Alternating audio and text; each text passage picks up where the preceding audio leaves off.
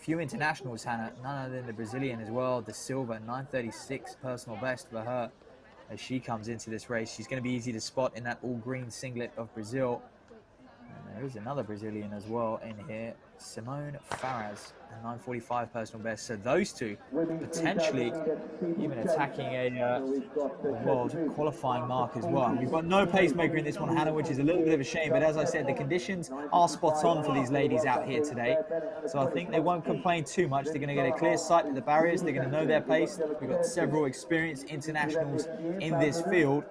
And they've just kind of got to settle into this now and just clip off a few early laps. Yeah, because that World Championship qualification mark is pretty tough. It's 9:30, and I think that might be beyond these women without a pacemaker, but it looks like they might have a go, which is great. That's admirable. You only get so many chances to run a steeplechase, and of course you've got the world ranking points. If you don't get yourself the actual time, you might be able to get in on merits within your world ranking instead, so it's always worth trying to execute every race opportunity you've got. But that's pretty good spacing for this field as well. You said it, Matt. You want to be able to sight these barriers to hold that momentum through the race. So at the moment, we've got a Brazilian 1-3. So they're not working together. They're not working as a team. We've got the taller Brazilian just striding away down the track as they come through this first lap. So this is a true 400 meters, if you like.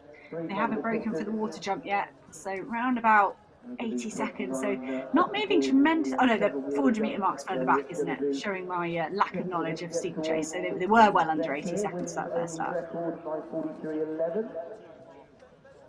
And again, those times, if we go under 9:40, then we start to put the price pot up there in terms of so Brazilian still in the lead. She's running really well there. 4:09, Tatiana De Silva.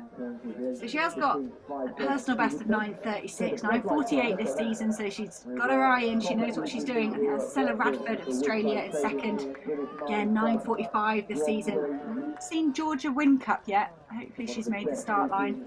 She holds a BMC record for like non-members, running a 9:37 at the University of Birmingham. She might not be down there. I'm not sure I can see her. Yeah, indeed, in this race, stringing out quite early on, I must add. It's going to be a long way for most of these ladies, but yeah, I was just mentioning, Hannah, when you called them through the lap split as well. If you're just joining us, the men's race was much earlier in the day, actually, around about 6 o'clock. So be sure to catch up on that one. But yeah, this Watford track cuts off quite a lot on the top end. So they do start an awfully long way on the back straight, further back, of course, each lap under 400 meters. And here you go, approaching the water pit now. It's the Brazilian. She kind of knows what she's doing. And like I said, 9:36 personal best, 9:48 season's best. Of course, so she's kind of operating around about that pace. We'll get her K split in a second. The 3:10 is that world championship mark. She's going to be outside that, but not too far outside of it. A nice foot on technique, and sometimes conserving energy. Never a bad shout to foot on the hurdles indeed. So, and if I was to bet, actually, the Brazilian De Silva is pretty much bang on 9:30 pace, and she would have come here. She would have wanted a world championship qualifying time, given her PB is 9:36, easily inside 3:10 for that first kilometre. No wonder the field is so hard.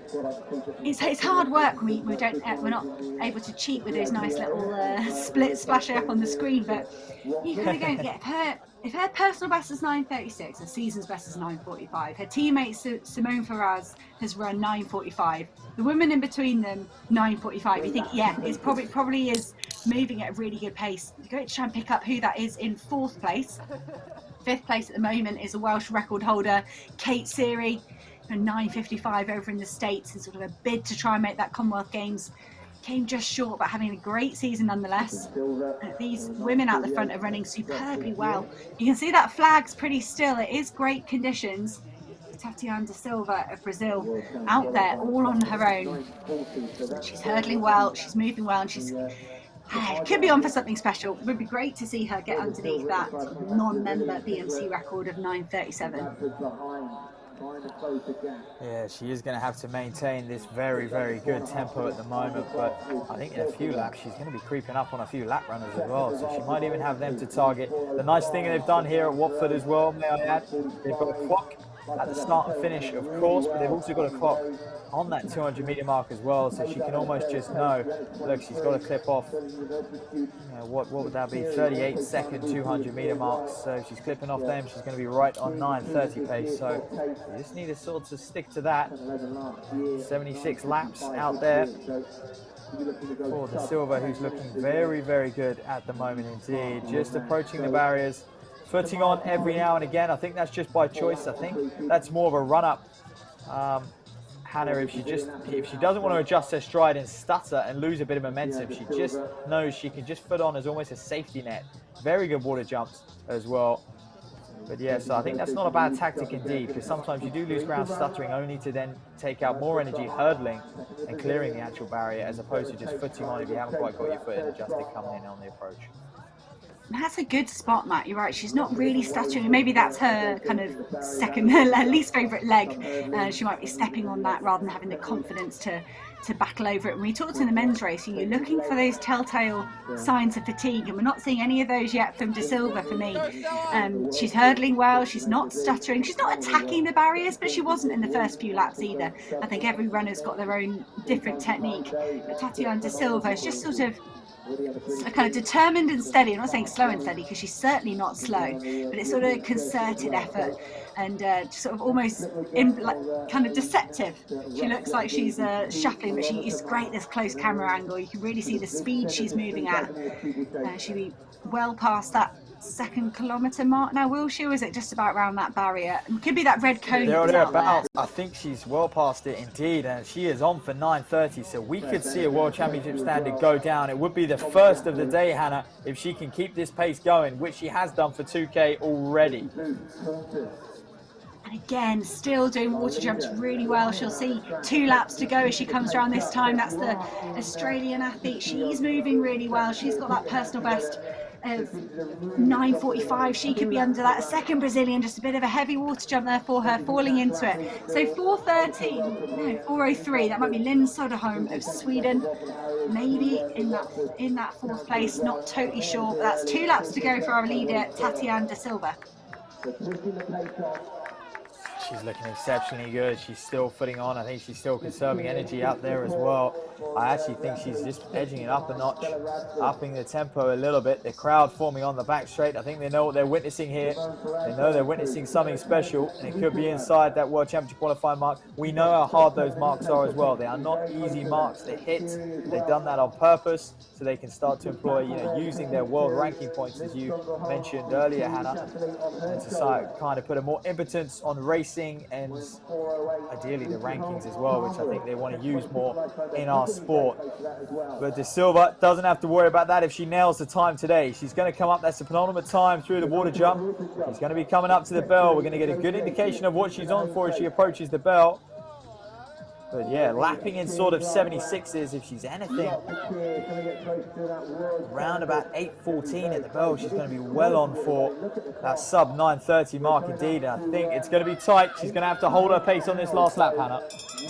This is brilliant off Tatiana De Silva. You called it a few laps ago, Matt. You said she might start lapping runners, and for the first time, she's got someone for company. Can she just try and hunt down the athlete in front of her, try and use that as a bit of a motivation? She would have seen that clock. It's very possible. Tatiana De Silva could do a gun-to-take World Championship qualifying here at the Watford Grand Prix. That would be fantastic running for the Brazilian athlete. And you can see how she's lifting her pace with every barrier. She's still hurdling fantastically, but taking these barriers on tired legs is a risk, and it's hard. She's got one barrier here, a water jump, and then a barrier on the home straight between her and a World Championship qualifying mark. I think she's going to do it. She's got less than 200 meters to cover in 40 seconds. She's done that all race long. She can do it now. We've got to get over these hurdles safely. She does. Still nails the water jump. Hitting them very strongly. Not too heavy on the landing as well. And she's going to have these lap runners to gun down on the home straight. She checks her watch, and she'll be seeing 9:07 on the clock. She'll know she has to do this last 100 inside 20 seconds. She's going to do that. A little tap on the barrier. She's coming home, and this is a terrific run. Our first World Champ standard of the evening, Hannah. Tatiana De Silva, 9:20, and that is no joke. That is exceptional running. And you can see what that means to her as well. You can hear that roar. Here's our second place athlete just coming over the finish line now. Stella Radford of Australia. She could be, I'm unsure because that clock's not rolling. She could be within a shot of her personal best. That's a good, strong second running and a fantastic race. Tatiana still really stealing the show there. £1,500 prize money from the BMC for going sub 9:30. Third place going to Simone Ferraz, her teammate from Brazil. Who's going to win the Battle of the Brits that's been going on behind? I think that might be the Swedish athlete, Lynn Soderholm, coming through. Kate Seary coming through in 5th place. She looks towards those British Championships. That could be Georgia Wincup there. Perhaps, unsure. Just the light just fading here at the Watford Grand Prix. We've only got a few races left to go. Exactly, it's just working all the way through the lines. Lucy Jones broke 4:30 for the first time just a few days ago. Yeah, I think we might see the famous Watford floodlights. If you're a distance running fan, I'm sure you've been at a Watford Wednesday where the floodlights have just been turned off. I think they've got a 10 p.m. curfew. We know those Watford Wednesdays can roll on into the late night. And I remember a few times down here, those floodlights just turning out mid-race and people were having to use their phones to light up the way for the athletes. Indeed, so always eventful down here at Watford. But yeah, look at the scenes here. These ladies just coming across the line. 3,000 metre steeplechase done, but I got a bit Hannah for De Silva to run that time solo. There was no pacemaker in that race one bit. She ran inside 10 kilometres the whole way, very even. She even picked up the last lap as well. For her to do that solo, she is worth, you know, a 9 teens probably clocking well inside 9:20, I suspect.